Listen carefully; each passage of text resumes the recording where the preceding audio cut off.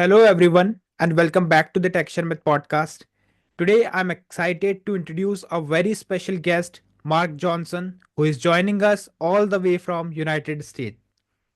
Mark is one of the well-known Google developer expert, a LinkedIn top voice, and the founder of TechSnobs. With over 20 years of IT experience, Mark has witnessed the industry evolve in incredible ways and has become a leading voice in the tech community.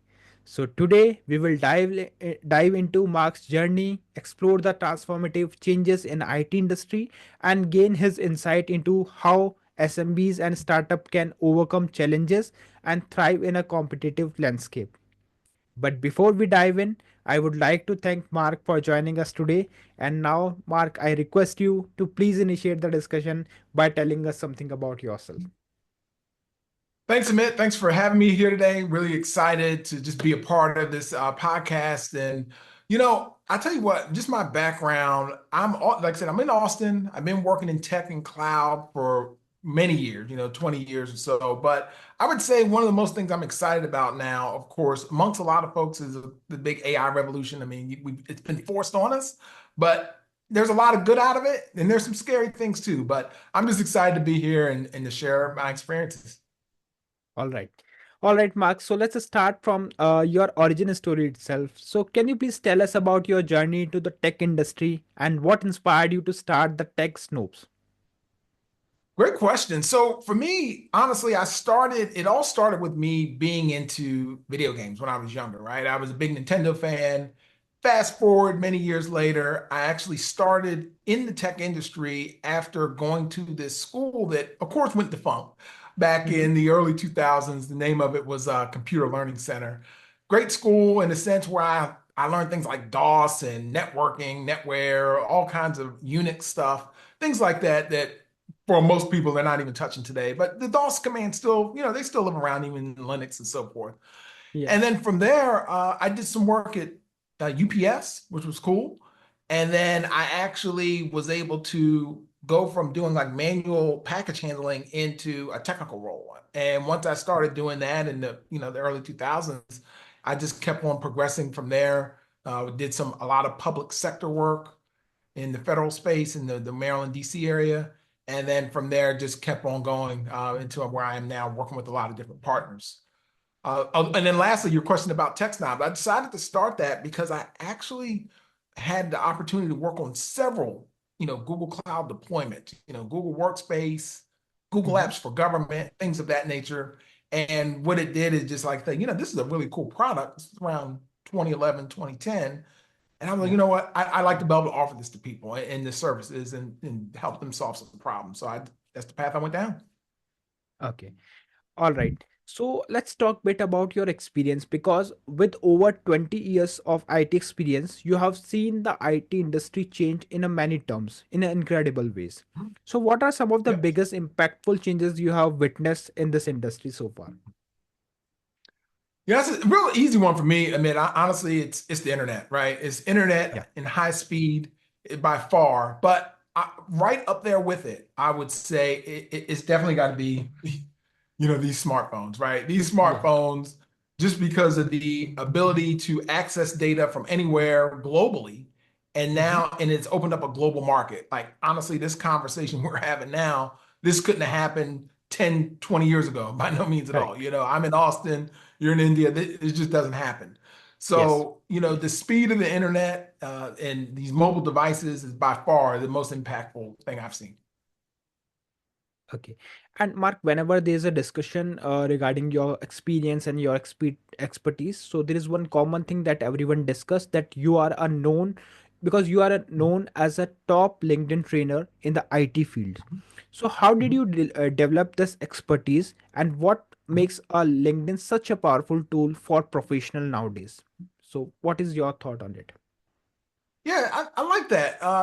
For me, how I got started with LinkedIn Learning and so forth and training is basically I started doing things similar to you, Amit, as creating YouTube content, sharing videos. I used to this is probably like 2012-ish or so. I used to create a lot of content on phones and gadgets and things of that nature. And Mhm. then when that kind of slowed down, I kind of had to take a step back and was like, okay, what value am I adding to the viewers, the Yeah. subscribers, so to speak? And so I switched it up and started putting out more content on how to help people pass certification exams. I would break some questions down. And then one day, actually, someone from LinkedIn actually reached out to me and offered me and said, "Hey, are you interested in creating a course?" And I've always done training in a lot of roles. I've always been in that fortunate situation where people ask me to help them learn something. So this was just another way to be able to help people learn on a more global basis. Okay.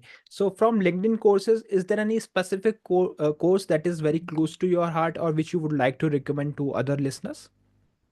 Yeah, great question. So for me, I have a course on it's called Google Cloud Foundations, and Mm-hmm. that's my most popular course. And the reason why that one's really near and dear to my heart, simply for the fact Okay. that when you're talking about you want to learn something new, right? Just from the jump, you want to say, hey, I want to start using Google Cloud and I don't know anything about it. So that Mm-hmm. course kind of takes you through that thought process and I walk you through how to get everything set up if whether you're in an enterprise, whether you're going to be startup, SMB, what may have you, it does cover those things. And then from there, I would say the next one near dear to my heart, and is just because the state of the game we're in is Gemini on Google Cloud. So all the AI stuff. And to be honest with you, man, I'm going to have to update it again. That course came out last July, but with all the advancements, it's going to need an update soon. Okay. And is there any specific procedure that everyone is supposed to follow in order to get those courses? Like any particular criteria is there or any fees or anything like that? I would say it depends. So, like a lot of employers, the way LinkedIn Learning works nowadays is most employers actually include it as a part, as a perk of employment, right? Mm-hmm. You can subscribe to it as well, so that's an option. And then, so that would be the two ways I would say that you can subscribe, and then, but you also a lot of times, like I would say, most of the folks that have access to LinkedIn Learning, they get it right through their employer. If that's not an option, then definitely, I'm more than willing. If learners they reach out to me, I could send you a link, a free link, and you have free access to it for a certain amount of time to any course. So I could definitely share you some info on that, as for the listeners. Okay. All right. So now let's talk a bit about your core competency or your expertise that is managing SMBs and startups. So Sure. those who are unfamiliar with these terms, could you please explain these terms in a very layman term, like what is SMBs and what are startups for those listeners? Yeah, great question. So SMB is small medium sized business. So businesses, I'd say anywhere from 300, 500, maybe up to 1,000. It just depends on how folks classify themselves. But and then startup is, let's say, admit, right, for instance, you're doing these YouTube videos and Yeah. trainings, and let's say you want to turn that into a business and you're one person shop doing it. That would be like a startup. Let's say you go incorporate it in your country, and then from there you get, from a business perspective, you form that company. That's what then would be a startup. And usually a startup is in the US, I would say, I believe it's like any business like this under 3 years or 5 years or something like that. There's a Mhm. certain range period where it's considered a startup. And then some of the, I would say, one thing that stands out as far as the ones that I work with in particularly is they all are trying to figure out the most cost-effective way to do things, Yeah. simply for the fact that when you're a startup, typically you don't, unless you have like a lot of funding and backing, more often than not, you don't have that. So you need to be very lean and quickly and bootstrap it. And then when from an SMB, let's say you've been making some money, you've been in the business Yeah. for a little while, but you still need to kind of refine your processes, right? You need to keep up. For instance, 2 years ago, there was no AI stuff, right? And Correct. maybe you're doing some things manual. Maybe you don't know how you talk about robotic stuff, or automation, things of that nature. That's where SMBs and startups definitely, share a lot of commonality as far as solving those problems because they want to enhance their workflow. So I help companies do that all the time. Okay. And whenever there is a discussion regarding SMBs or startup, we all know that they also often face tight challenges like tight budgets and limited resources. So, what are the Mhm. most common challenges you see when like these startups are struggling with nowadays? I would say getting the most out of, you know what? Honestly, the thing that's struggling the most is keeping up with all the changes, Mm-hmm. right? Because whatever, let's say you're a startup, and let's just say startup, you're a healthcare startup or fintech, right? You know your field, that expertise. Maybe these folks that have started these startups or working in these SMBs, they used to work in the industry for a while, so they know everything about that industry in particularly. However, what they may not know, and often they don't know, is what kind of technology is out there in the, in the marketplace that can help them push their business further, right? Mm-hmm. And how to Okay. use some of these tools and how to get access to them. Yeah. That's the main thing. So that's where I come into play, where it's like, let's say you're a company you haven't heard of. I'll just use an example. You haven't heard of Google Workspace, or you're not using Yeah. it often. I would basically show you, hey, you can do some of these tools within, the Google Workspace product. You may be able to do something like a Google Meet, where before you were paying for another third-party service, and just basically helping them look at all their workflows and basically, help. I may be able to get rid of three or four software tools, and you can use one platform, whether it be, Google, Microsoft, what may have you. So those are some of the ways I do it as well. Okay. And Mark, like whenever I think about the startups and SMBs, what I believe like outdated system can be a major rollback for the innovation. So what is your thought Mhm. on this? Like how do outdated system can hold enterprise and SMBs back? And what are the first step you would like to recommend for modernization their IT infrastructure mainly? No, nice question. So another sector I work with heavily is definitely the large enterprises. So when I've done a lot of Mm-hmm. work in the public sector space, it's a completely different from an SMB. It started, right? Those are companies that have been around, or governments rather, that have been around for many, many years, and they have very dated systems in a sense, and they have very old workflows and processes. Mm-hmm. And even though cloud has been around for a while now, you have a lot of these public sectors now utilizing these tools. Sometimes, and a lot of times, they're just not even using the automation part of it. Their Okay. workflows haven't changed.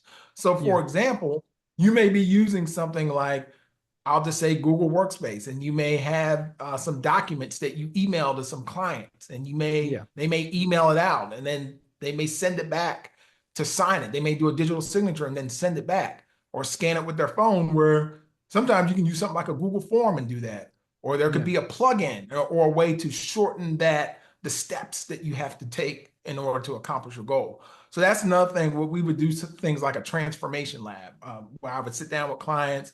It may be 3 or 4, 5, 6 hours in one day, get all folks together from different teams, business lines.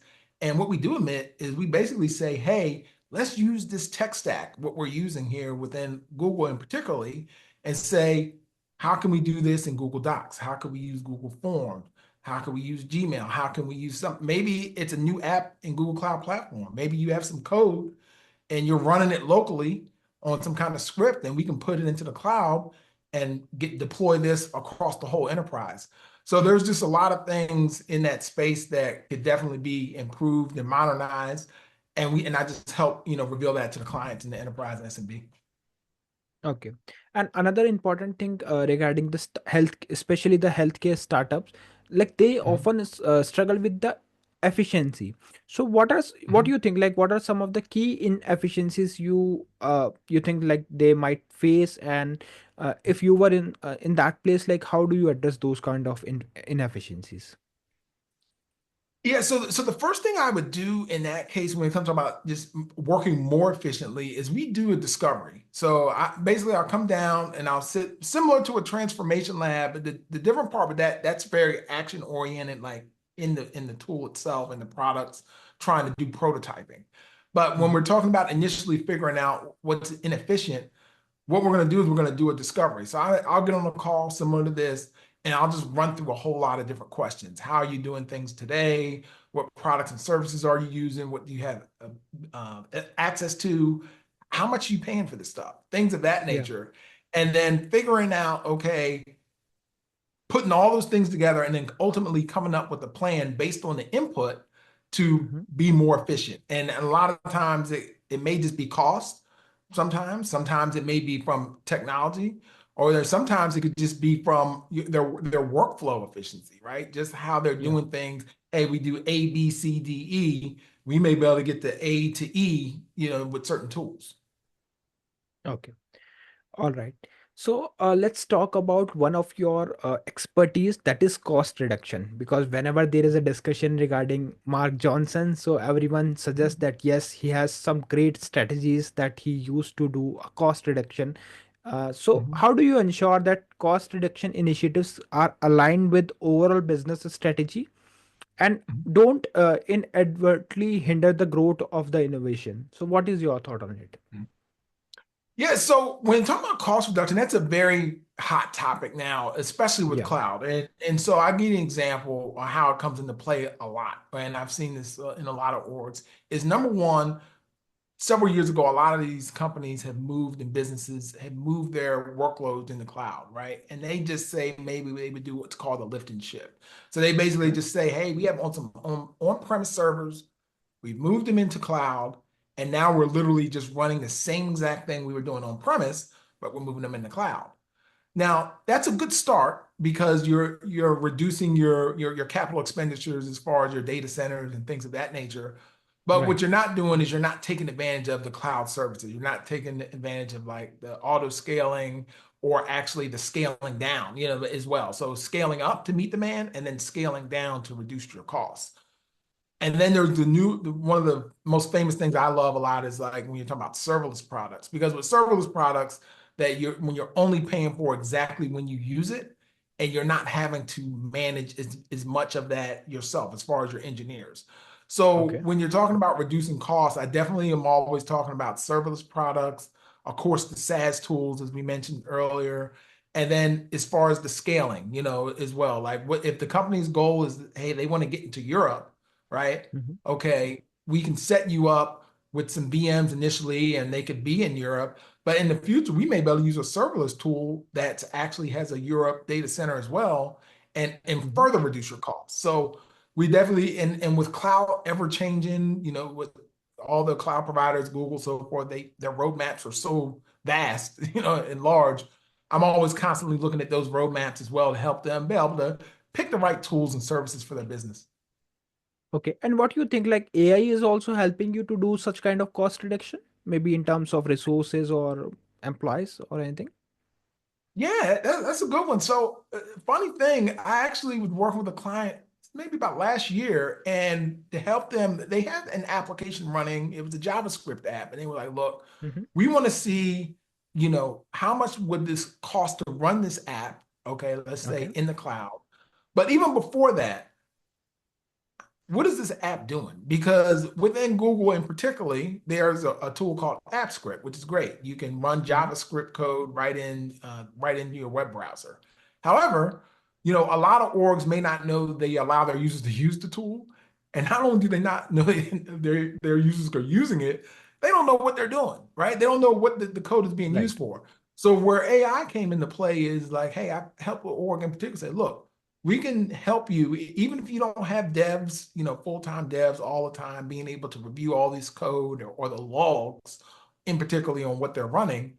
Hey, let's go ahead. I'm gonna use Gemini. I'm gonna show you how you can do a code review, and from that it's going to tell you exactly what this code is doing, and it gives you a good start. Are there going to be some issues? Is it going to be 100% accurate?